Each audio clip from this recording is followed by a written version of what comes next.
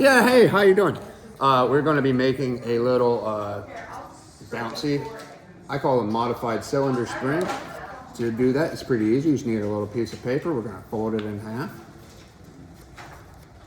And then what we're going to do is we're going to take the scissors and along the folded side, not the other side, we're going to cut, not all the way across,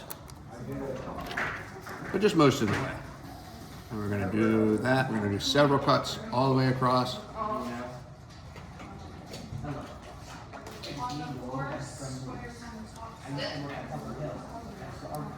Next, we're going to open it up so it's flat. But you can see I've got all those little cuts in there. And you can see it's still staying together. It's not coming apart.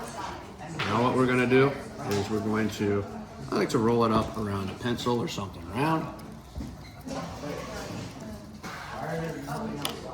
And then we're going to get a tiny bit of glue right here at the end, tiny bit of glue right here at the end, and we are going to hold nice and tight so that it's going to glue. But look, boop, boop, boop, boop, boop. Isn't that fun? Yay! All right, good job. Thank you. Does that make sense?